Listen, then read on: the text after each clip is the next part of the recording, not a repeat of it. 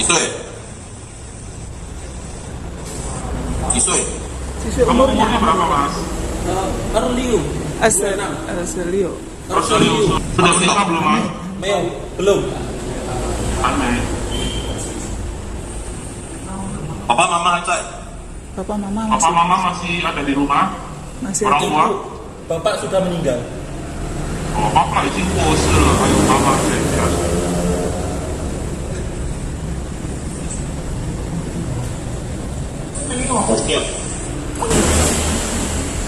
Gimana? Usia 26 tahun. Jurusan apa? SMK otomotif Pak. Ya. Pengalaman kerjanya apa? Pengalaman kerja tahun 2017 di DMC bengkel dan sampai 2019, terus 2019 sampai sekarang di Mebel Pak, pabrik Mebel. Assalamualaikum warahmatullahi wabarakatuh. Halo kawan, ketemu lagi di vlog saya. Nah, sebelumnya saya ucapkan terima kasih buat teman-teman udah klik video saya. Nah, untuk video kali ini saya akan bahas tentang interview calon TKI Taiwan. Nah, di sini saya bahas sesuai dengan pengalaman saya di tahun 2018. Karena apa? Saya datang ke Taiwan ini juga melalui seleksi, melalui interview. Seingat saya dulu di tahun 2018 saya bersama teman-teman saya, yaitu ada 7 orang termasuk saya, itu melakukan seleksi, ya, melakukan interview dengan agensi atau majikan secara langsung. Dulu yang menginterview kami itu orang Taiwan asli, ya, tentunya memakai bahasa Taiwan. Ya, saya tidak terlalu paham meskipun saya juga pernah ke Taiwan, tapi bahasa saya masih sedikit, ya, bisa saya pahami. Ya, kalau hanya sekedar mendengar mungkin saya sedikit-sedikit agak paham, tetapi kalau untuk berbicara saya mungkin tidak terlalu lancar. Saya karena cuma bekerja selama 3 tahun, di samping itu ya daya tangkap saya itu agak nggak terlalu baik lah daya tangkap saya. Untuk interviewnya itu kami yang pertama bersama teman-teman saya 7 orang itu, ya, termasuk saya, itu disuruh berjajar dulu, disuruh berdiri. Kami disuruh memperkenalkan nama kita masing-masing, ya, suruh maju, nama, alamat, tanggal lahir, itu aja. Setelah itu selesai kami disuruh keluar dari ruangan tersebut. Nah, kami setelah disuruh keluar, kami dipanggil satu persatu untuk diinterview oleh pihak agensi yang ada di Taiwan. Tentunya di situ kan memakai bahasa Taiwan. Kami tidak terlalu paham. Kami didampingi oleh penerjemah kita, penerjemah yang ada di PT tersebut. Jadi saat agensi atau majikan itu bertanya kepada saya, itu memakai bahasa Taiwan, itu diterjemahkan oleh pendamping saya itu. Jadi saya duduk di depan ada monitor, kemudian di samping saya ini ada penerjemah saya. Itu misalkan saya ditanya nama, alamat, tanggal lahir, itu kemudian dia diterjemahkan, siapa namanya, tanggal lahir, alamat, apakah sudah berkeluarga, apakah sudah punya anak, anaknya usia berapa, ya, seputaran itu, ya.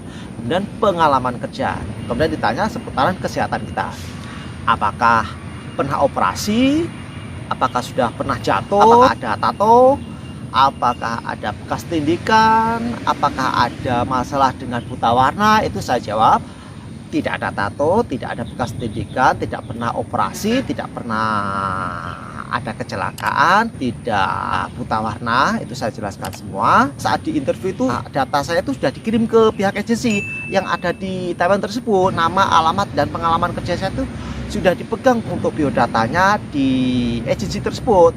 Jadi agensi itu saat menginterview saya itu sudah bawa kertas yang dikirimkan oleh pihak PT saya, nama, alamat, tanggal lahir, kemudian pengalaman kerja. Nah, itu kan saya ada pengalaman kerjanya, itu saya sudah pernah ke Taiwan. Nah, itu kemudian ditanya, ini sudah ada pengalaman bekerja ke Taiwan, kenapa dulu kok tidak kembali ke Taiwan? Apakah pabriknya tidak mau atau kenapa? Kemudian saya jawab bahwa pabrik saya tuh dulu tidak pernah ada lembungnya. Saya ingin pulang ke Indonesia dulu, ingin proses ke PT lagi, mencari pabrik yang ada lembungnya. Dan ditanya lagi, selama kamu di Indonesia, apa yang kamu kerjakan? Kamu bekerja apa? Saya jawab, saya bekerja tani. Meskipun saya di rumah saya tidak bertani, kan ya, saya di rumah sebenarnya jualan. Karena apa? Saya jawab tani itu biasanya kalau saya sudah jawab tani, tidak akan ada pertanyaan-pertanyaan lagi. Kalau misalkan saya jawab bekerja di pabrik, nanti akan ditanya pabrik bagian apa, gajinya berapa, itu pasti akan ditanya. Kalau misalkan jadi sales, kamu sales produk yang kamu jual apa, laku sehari berapa, keuntungannya berapa, pasti akan panjang. Jadi buat teman-teman nanti kalau ditanya soal pengalaman kerja, lebih baik jawab aja tani.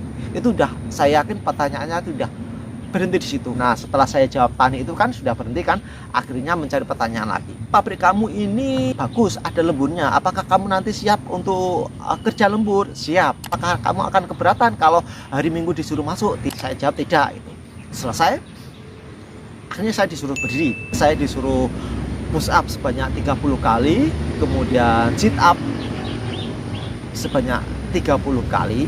Kemudian saya disuruh mengangkat beban, yaitu pasir ya. Itu beratnya sekitar 20 kilo, ada yang 25 kilo, ada yang 30 kilo. Yang pertama saya disuruh mengangkat beban pasir tersebut yang 20 kilo. Saya kuat apa tidak? Saya disuruh pemanggul di sini itu disuruh berjalan 1 kali putaran. Kemudian selesai saya disuruh ngangkat lagi yang beratnya yang 25 kilo. Kemudian saya angkat lagi. Kemudian ternyata saya masih kuat. Saya disuruh lagi yang terakhir untuk yang 30 kilo. Yang pertama yang 20 kilo, kemudian 25 kilo sama yang 30 kilo. Saya disuruh keluar oleh penerjemah saya, disuruh keluar giliran dengan teman-teman saya. Kemudian setelah selesai interview 7 orang itu yang tadi termasuk saya itu, kami dikasih informasi oleh penerjemah itu tadi, katanya ada 3 anak yang akan diinterview ulang. Nanti nggak tahu, tidak dikasih tahu nanti berapa anak yang akan diambil. Akhirnya kami ke-7 orang itu dikasih pengumuman langsung hari itu juga oleh pihak penerjemah saya yang dipanggil, kemudian saya, kemudian kedua teman saya. Jadi saya termasuk dari ketiga peserta tersebut, saya sama teman saya dari Ponorogo, kemudian yang satu lagi dari Tulungagung. Kemudian kami dipanggil satu persatu lagi untuk berdiri. Kami dipanggil lagi satu persatu lagi. Kemudian ditanya, apakah kamu punya saudara di Taiwan? Saya jawab tidak. Keluarga nggak ada? Nggak ada. Teman ada? Saya jawab ada. Karena apa? Saya sudah pernah ke Taiwan, otomatis teman ada. Kalau saudara saya tidak ada. Di pabriknya ini nanti ada lemburnya. Kalau nanti disuruh lembur hari Minggu, hari Sabtu, apakah kamu nanti keberatan? Saya bilang tidak. Kamu tidak protes? Tidak. Agensinya bilang begini. Kenapa? Karena kalau kamu tidak mau nggak apa-apa, kamu tidak jadi diproses. Misalkan hari Sabtu atau hari Minggu kamu tidak mau bekerja, nggak apa-apa, kamu tidak jadi diproses saja. Lebih baik kamu putuskan sekarang juga. Kalau misalkan kamu mau, kamu akan diproses. Tetapi kalau kamu nanti tidak mau untuk lembur hari Sabtu atau Minggu, kamu tidak jadi diproses. Saya bilang, saya siap, saya mau hari Sabtu atau Minggu saya lembur. Oke, nggak keberatan ya? Nggak. Kamu nanti nggak protes ya? Nggak. Kamu nggak nyesel? Nggak. Saya bilang gitu. Setelah pertanyaan itu, saya disuruh keluar. Kemudian gantian dengan teman saya. Saya tanya ke dua teman saya itu, pertanyaannya apakah sama dengan saya? Ternyata sama. Apakah nanti siap lembur untuk hari Sabtu atau Minggu? Kemudian nanti apakah keberatan? Kalau nanti keberatan, kamu tidak jadi diproses.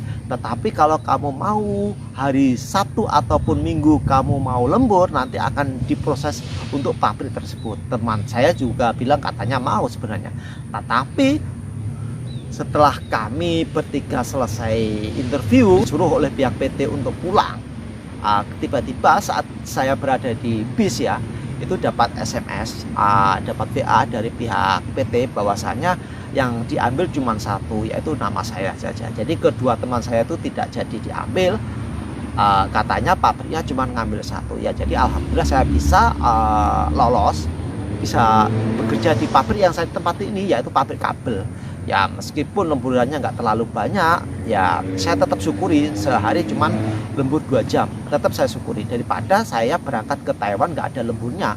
Ya seperti yang pernah saya bahas-bahas kemarin ya, kalau kita bekerja di Taiwan itu nggak ada lemburnya, gitu gaji kita tuh kecil. Karena ada beberapa potongan lah yang seperti yang pernah saya bahas di konten-konten saya sebelumnya. Mulai ada potongan agensi, potongan pajak, potongan mes, asuransi tenaga kerja sama asuransi kesehatan. Jadi itu ya sedikit sharing pengalaman saya ya saat interview ini. Jika pengalaman saya ini bermanfaat, bisa di-share ya atau dibagikan ke teman-temannya.